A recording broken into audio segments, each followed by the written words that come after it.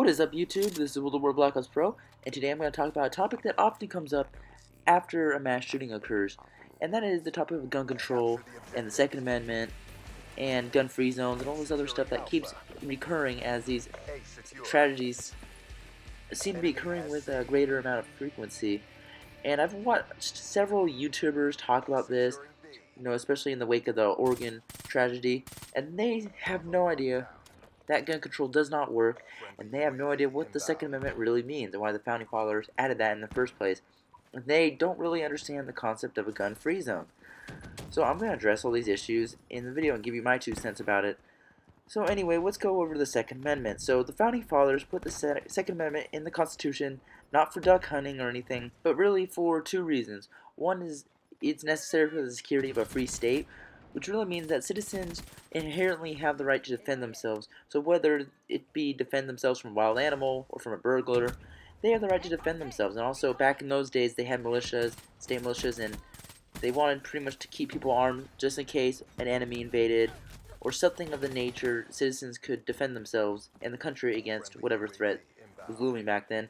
But also, more importantly, is the Second Amendment grants people the right to defend against tyrannical government because, as the Founding Fathers correctly realized, an armed people is not one to be pushed around.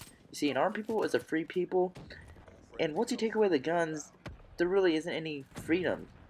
Because, okay, the government can just trample all over your rights and do whatever it wants because they know they're not going to meet any resistance. Let's look at some of the dictatorships in the past, like, most notably Hitler, Stalin, Kim Jong-un, Pol Pot, all these other dictator guys, they're all against guns. Because, do you know why?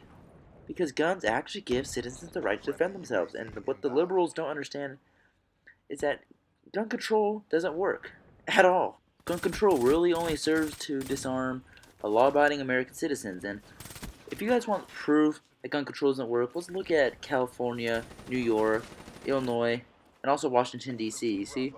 LA, New York, Chicago, even Detroit, so let's throw that in there, and then also Washington, D.C. have a lot of gun-related violence, despite having really strict gun regulations. So as you can see, the gun regulations don't prevent the violence. They don't alleviate any of the problems that those cities have. And if you took those cities out of the gun violence statistics, the U.S. would have a much lower rate of gun homicide than it apparently looks like right now. Next, let's touch on the fact that most guns used in crimes were obtained illegally, whether they were outright stolen or they're obtained through store purchases. So the liberals claim that, increasing gun registration and banning this and banning that is going to stop violent crime with guns. No, it's not, because the criminals are always going to have access to weapons. They're going to steal them or get them some other way through the black market or something like that. And how do these guns get stolen, you may ask? Well, that's a perfect segue into my next topic, which is gun-free zones. So many public places nowadays are gun-free zones. You got schools, hospitals, movie theaters, and even like sporting stadiums now are gun-free zones. And you know what? A lot of people have concealed carry permits, or they carry the weapon around for some reason. And whenever they enter one of these zones, they have to leave their gun in the car. Well, do you know what the criminals do? They know that people have to leave the guns in the car, so what they do is they look around in the parking lot, look for a car that's unlocked, and they go to that car, break into it, and steal the gun. And then that gun is probably never going to be recovered by police, and it's probably going to be used in a wide array of crimes once it hits the streets and once the gangs get a hold of it. So, yeah, that's one problem with gun-free zones, because they pretty much invite people to steal guns because they have to leave them in the cars and stuff. But there's also a bigger problem, is that people can't defend themselves when you're in a gun-free zone. Because all a gun-free zone does is disarm law-abiding citizens. Because those are the only people who are going to listen to the signs that say, hey, don't bring a gun here, otherwise you'll face severe criminal penalties and fines. Because if someone's intent on causing a lot of harm, and they bring a gun to a school or something, let's say a school, and they see a sign that say, you can't bring guns here, otherwise you'll face severe criminal penalties. Well, they're about to break a dozen other laws, going in there and pointing guns at people and shooting them. So, what is that really going to deter them from bringing guns? No, it's not. Gun-free zones are just liberal bullshit that is forced upon us, and frankly, it's quite stupid, because people in this country need to wake up and realize that gun-free zones just invite violence. pretty much all of the mass shootings that have occurred since like 1990 when they implemented the Gun-Free Zone School Act have been in gun-free zones. All the mass shootings pretty much. And those get a ton of publicity because they are so exceedingly rare. You can come to think of it because, yeah, sure, the media tends to portray these things like they happen every other week, but in reality they don't. They happen maybe once every few months, and given that we're a pretty big country of over 300 million people, it's not too bad. Of course, it's still a bad thing. I'm not trying to belittle what actually does happen, but compare that to the street violence that occurs on the streets of LA, New York, Chicago, DC, Detroit every day. The media doesn't cover that because it's not going to make them any money. Nobody cares about a gangster getting shot or something. No one's going to watch that. But people are definitely going to watch a headline that's titled, "Oh, 20 kids get shot up at Connecticut school." People are going to watch that, and the media tries to publicize that and make it just try to make a ton of money off that through views. And then you got people like Obama trying to politicize these tragedies, and he tries to say, "Oh, we need to come together as a nation and you know compromise on safer gun laws and increase gun registration and like pretty much disarm the public, and oh, it's somehow going to make America safer." Okay, so disarming American citizens is going to make America safer? I don't get it. Gun control only affects law-abiding citizens. As I've said, criminals, they don't care if it's illegal to have a barrel length less than 8 inches or whatever on certain guns, or they don't care if it's illegal to have a 50-round drum mag. They're gonna do it anyway because they're already about to commit like major crimes like murder. So what's gonna stop them? Like some 6 months of jail time or something isn't gonna stop them. It's just completely stupid. And Obama tries to fool the public with his propaganda, saying, "Oh, we could save lives with this gun control." Obama, that's not gonna work. I don't think that Democrat politicians are really that stupid. I think they're just anti-gun because they don't trust American citizens with guns. Because when you have a gun, you are able to pretty much defend against unacceptable intrusions in your life. So if the government says you can't do something, well, you have a gun, so you can defend yourself. Yeah, and the liberals don't like that. They really don't. I mean, it's okay when they have guns and when they have bodyguards to protect them. And by the way, all the bodyguards have guns too, so that's okay. But when the average American, a little Joe Smo here, has a gun, oh, that's not okay. We don't trust him. We need to disarm this man and make sure he can't own weapons. Yeah, that's really what the liberals are making this country come to, is that they want to ban guns. And guys, I'm from California. We have some of the strictest and stupidest gun laws I've ever seen. Okay?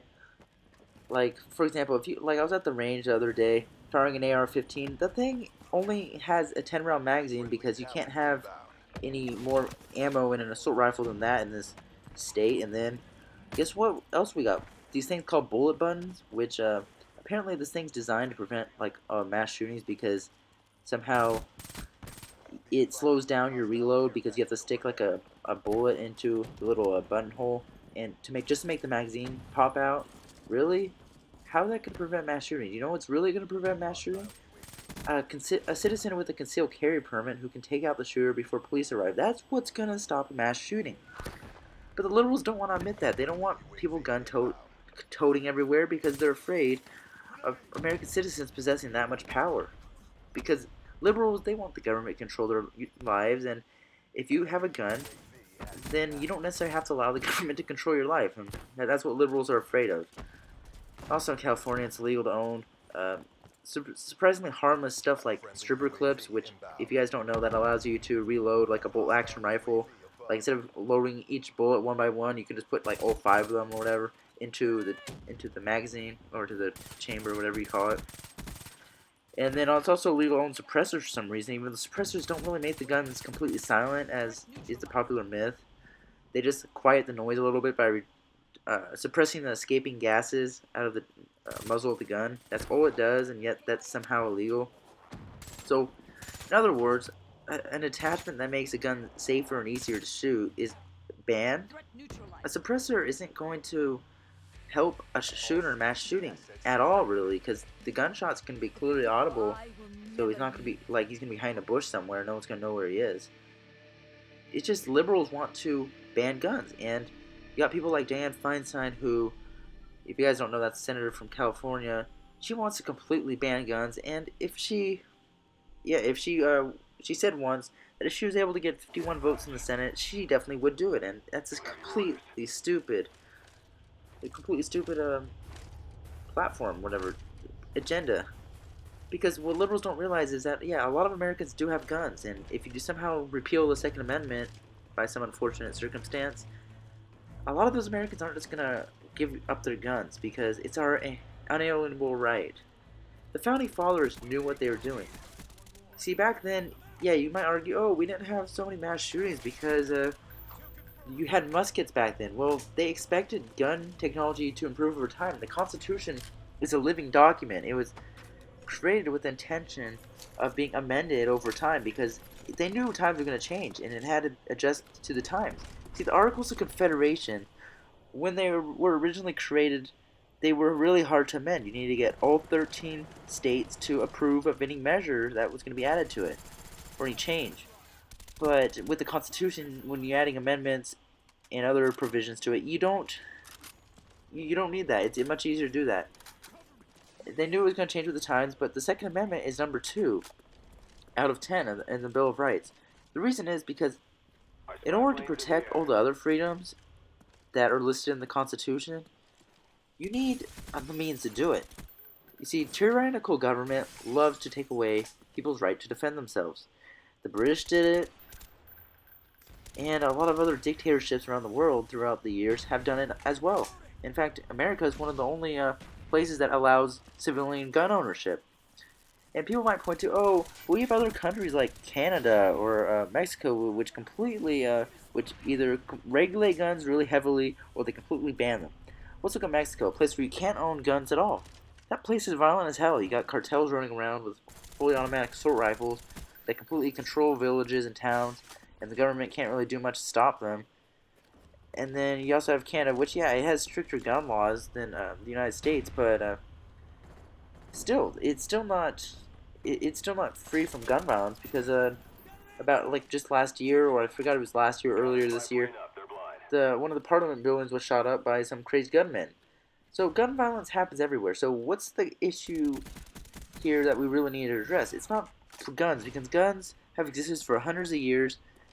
It's really mental issues because people who commit gun crimes like this have mental issues. They are driven to do this because they have a problem. The brain's defective, or they had a hard upbringing, like they have a terrible childhood. They were probably bullied at school a lot, and they probably had an abusive family. And I feel bad for these people, but they shouldn't have the right to own a gun if they have violent tendencies because it's no wonder that they go and do this kind of stuff because if they're already messed up in the head, yeah, give them a gun, they're still messed up in the head, but now they have the potential to kill someone.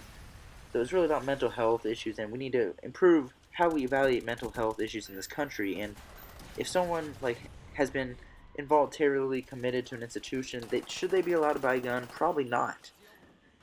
And that's what we really need to fix. But putting more regulation on guns isn't really going to solve anything because guns are already so widespread. Like many of the guns used in the shootings, of course, are stolen. Like for example, the Newtown massacre. Adam Lanza stole his mom's assault rifles, and he committed the massacre with those. He didn't own the gun himself, and a background check on him wouldn't have helped. And some people on YouTube are saying, oh, we gotta run background checks on people who you live with and people, your neighbors and stuff. If you want to buy a gun, just make sure they don't steal your gun. That's not gonna work. Okay, what we really need to do is we need to eliminate gun-free zones because gun-free zones might as well be renamed sitting duck zones because all the mass shootings happen there. And you can't bring in your concealed carry weapon, so good luck defending yourself when some guy comes in with an AR-15 and a drum mag or something like that. Good luck defending yourself because, yeah, you were just made a victim of a massacre thanks to gun control legislation and liberal policies. So we got that, and then what we really need to do is we need to bring back the Second Amendment how the Founding Fathers intended it to be. They intended for people to be armed, and I don't think they would care if people walked around in public with guns. Like they had them holstered. I don't think they really cared because back in the day, you could probably walk down the street of Philadelphia or something with a Kentucky long rifle, and no one's gonna care.